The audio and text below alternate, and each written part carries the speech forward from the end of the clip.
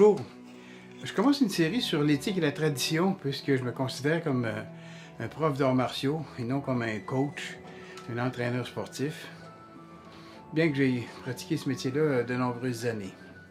Donc, on ne parlera pas de micro-cycle d'entraînement, de VO2 max ou de stratégie de combat. En fait, d'autres le font beaucoup mieux que moi maintenant. Mais avant de continuer, si vous êtes intéressé par une chaîne qui traite des arts martiaux traditionnels, des valeurs autres que celles de performance sportive, ben, je vous invite à vous abonner à Martialement Vôtre qui va parler pas seulement de judo, mais aussi d'aïkido, d'aïkibudo, de kobudo, de karaté, tout ce qui est japonais. N'oubliez pas d'activer les clochettes pour une notification. On fait une vidéo par semaine, puis donnez-nous un pouce en l'air si vous avez aimé les vidéos. Bon, on va revenir à nos moutons. L'éthique. En fait, la définition de l'éthique, ça vient du mot éthikos, qui veut dire mœurs. Ça regroupe un ensemble de règles morales. C'est le chemin que se trace une personne, un groupe, une nation. C'est un ensemble de valeurs choisies qui jalonnent la route qui nous permettent de tendre vers notre idéal. Ben, en fait, les nôtres sont résumés dans le code moral du judo. Et c'est repris à peu de choses près en karaté et en aïkido. Mais avant d'entraîner, il faut enseigner. D'ailleurs, je vous invite à voir sur cette chaîne une vidéo qui traite de la différence entre le rôle d'un entraîneur et celui d'un professeur. Ça, c'est des postes qui sont occupés souvent par la même personne dans les dojos. Il n'y a pas beaucoup de dojos qui peuvent se permettre d'avoir des fonctions différentes. De nos jours, certains dojos ne sont qu'une sorte de gymnase un petit peu exotique où on peut s'entraîner au son de la musique et l'activité martiale est vécue comme un jeu d'enfant, comme c'est un jeu puéril. D'autres endroits sont des randoriums qui ont pour but d'améliorer la performance d'athlètes de haut niveau, même de ceinture avancée. Ces deux extrêmes-là réussissent très très bien actuellement et il faut que ça continue comme ça. Ça en prend de ça, ça en prend énormément de ça. Mais il reste certaines écoles qui ont encore une espèce de cérémonial, qui utilisent encore un cérémonial un peu à l'ancienne. Mais c'est pas tout le monde qui comprend la signification de ce qu'ils font. Ils font ça machinalement. Ben, en fait, ça va être un petit peu le but de cette série éthique et tradition. Un champion du monde n'est pas 10e dan, et un 10e dan n'est pas champion du monde. En judo, le seul champion du monde qui a été nommé 10e dan, c'était Anton Gesink, et puis il a été nommé, je pense, 30 ans après son dernier tournoi. Puis à la fin de sa carrière de compétiteur, il était juste 6e dan. Les grands champions des années 70, comme les Français Jean-Luc Rouget ou Jean-Paul Coche, sont actuellement 9e dan. Tout comme l'anglais Neil Adams puis Dave Starbrook. Évidemment, j'ai lu pour ça, puis je vais vous citer mes sources que vous puissiez vous procurer ces volumes-là. Évidemment, s'ils sont encore disponibles. Donc, pour le judo, un livre qui s'appelle Éthique et tradition dans l'enseignement du judo. Ça, c'est fait par la Fédération française de judo et discipline associée. C'est en 2008, je pense. Le deuxième volume, c'est Jigoro Kano et le Kodokan. C'est une réponse innovante à la modernisation. Les éditions du Kodokan disent en 2009. Pour l'aïkido, Aikido, étiquette et transmission de Nobuyuki Tamura. Édition du Soleil Levant. Ça, c'était édité en 1989. Aussi un volume qui s'appelle le Pre-War Aikido Master de Stanley Pranen. C'est Aiki News 94. Et finalement, écrit sur les budo par Roland Abersadzer, Amphora 1993. Ça, c'est un monsieur qui a écrit beaucoup de volumes. Qu'est-ce qu'on va parler? Qu'est-ce qu'on veut parler dans cette vidéo-là? Je veux expliquer les valeurs communes qu'on retrouve dans les budo. Soit les premières, par exemple, Shin Gitai. Okay? Bon, Shin, mentalité.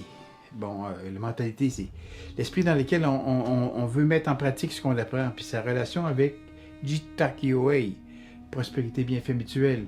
Deuxième, Gi, la technique, ses subtilités, son intégration en rapport avec le Seiryoku-zenyo, la meilleure utilisation de l'énergie. Et finalement, la valeur Tai, la valeur Tai qui est la valeur corporelle, c'est aller au bout de ses limites, tout en considérant son âge. Et puis l'intégration à la fois de Seiryoku-zenyo, meilleure utilisation de l'énergie, ça prend l'importance avec l'âge, et Jitakyoei, prospérité, bienfait mutuel, en rapport avec le vieillissement des pratiquants.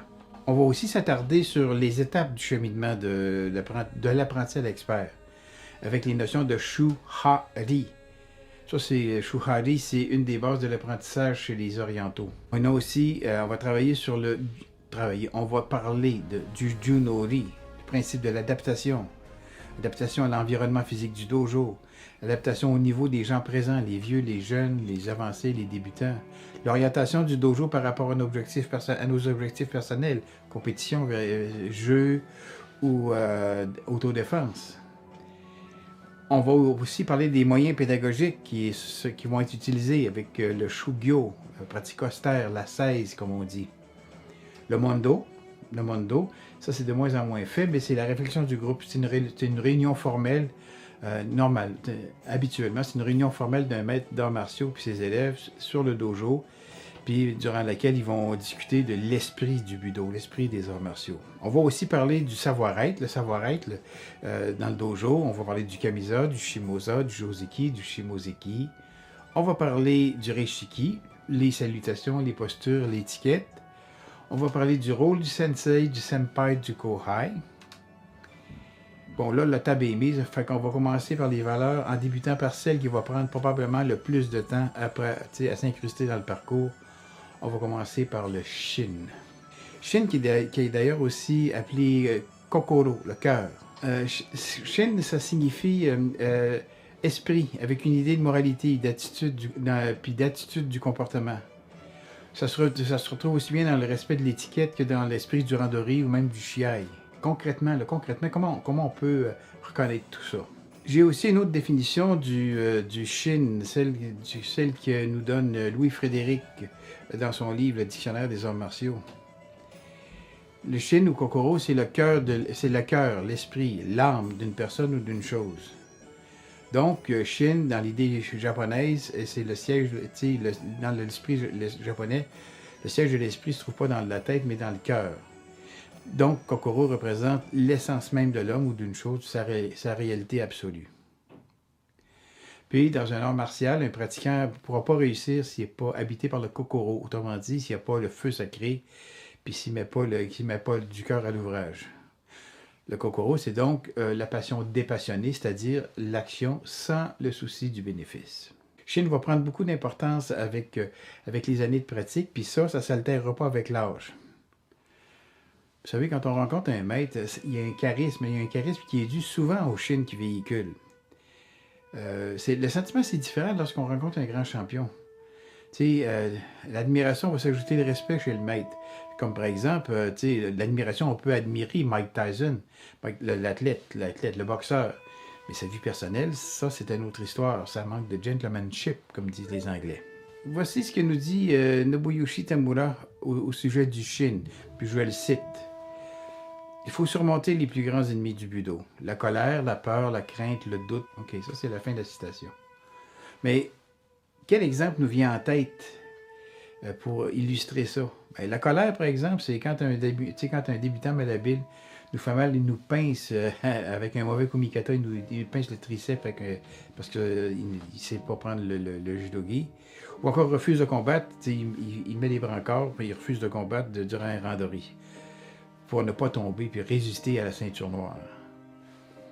La peur de l'échec, la crainte d'être projeté par quelqu'un qui est moins expérimenté, ou encore qui me ferait mal paraître. Vous savez, un pratiquant qui, après un bon combat, a subi une défaite, il ne doit pas être triste, mais au contraire, il doit s'en réjouir, parce que cette défaite-là, si elle est bien comprise, peut lui apporter un enseignement, il peut tirer de ça. Il a combattu non pas pour gagner à tout prix, mais pour se vaincre lui-même. On dit à ce moment-là qu'il a le kokoro, le shin. C'est l'idée maîtresse du Kodokan Judo de Jigoro Kano. La pratique sincère du budoka, en appliquant les principes et les fondements en toutes circonstances, modifie progressivement son comportement, puis la rapproche de l'éthique qui est propre à sa discipline. Pour en avoir encore une meilleure idée, j'ai oublié de vous dire 2 livres tout à l'heure. Je vous conseille fortement la lecture des livres de Jean-Lucien Jazarin. Le livre qui s'appelle Entretien avec mon maître et un autre volume qui s'appelle Judo École de vie. Ça nous illustre bien de façon très imagée ce que c'est que le shin.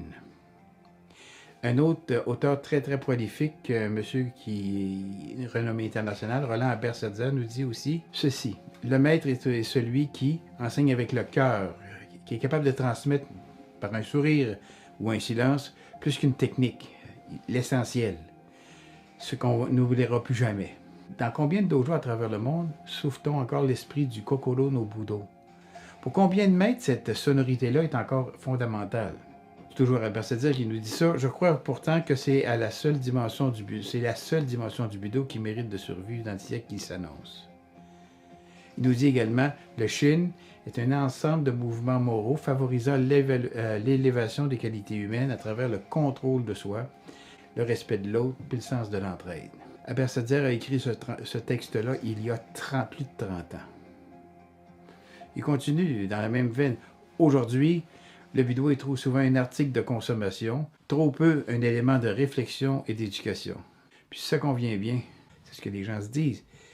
Puis de l'autre côté, allez donc parler aux champions qui est adulé par les médias, les foules, puis, ou aux grands maîtres bardés de titres ou de grades, de l'humilité que demande le Budo du cœur. Un des maîtres qui a incité ces valeurs des attitudes correctes en judo a bien été Kawashi. Et tout le monde craignait de recevoir le commentaire qui était si humiliant de mauvais mental quand il criait ça. Ça traduisait un manque de savoir-être dans l'exécution d'une technique, d'un randonnée pour une mauvaise attitude. Quant à moi, je reconnais facilement les pratiquants qui sont plus des acteurs qui jouent des attitudes plus que de les vivre. Moi, j'appelle ça quand il s'agit des profs, moi, j'appelle ça des part-time sensei, les maîtres à leurs heures, qui vont imiter les comportements corrects, mais qui en fait vont les surjouer, si on emploie toujours un langage d'acteur. C'est joué, mais c'est pas vécu. La fausse modestie, ça se reconnaît facilement chez certains profs qui se plaisent à se faire appeler sensei ou encore shihan, sans en avoir l'étoffe. À ce moment-là, il faut changer la prononciation de sensei ou de shihan, surtout shihan. Les attitudes hautaines qui voudraient bien faire passer pour un détachement teinté de sérénité, ça trompe que juste les débutants puis les flatteurs en quête de promotion. Vous savez, le respect en apparence qui ne se vit lorsque la personne incarne le sensei ou le senpai, puis qui redevient lui-même dès qu'il quitte le dojo, parce que, évidemment, c'est un personnage qui joue. Un maître, mes amis, un maître, ce n'est pas ça. Il a l'air d'un maître, mais c'est pas ça. Tom Cruise ne sera jamais un samouraï, même s'il en a eu l'air dans le dernier samouraï. Un maître doit l'être tous les instants de sa vie, pas juste aux heures dans le dojo. Les saluts mécaniques, l'adhérence aux traditions puis au reiki ne sont pour eux à divers degrés, il faut le dire, que du cinéma. Puis c'est là toute la différence qu'il y a entre un maître et un sportif. Le maître a du shin, le second a de l'énergie, le champion a de l'énergie. Mais le vrai devoir d'un champion, c'est de devenir un maître dans la vie comme il l'a été dans sa discipline. C'est court, c'est ce que j'avais à vous dire sur le shin, OK? Comme je le disais, n'oubliez pas de vous abonner et en attendant, faites attention à vous et à la prochaine.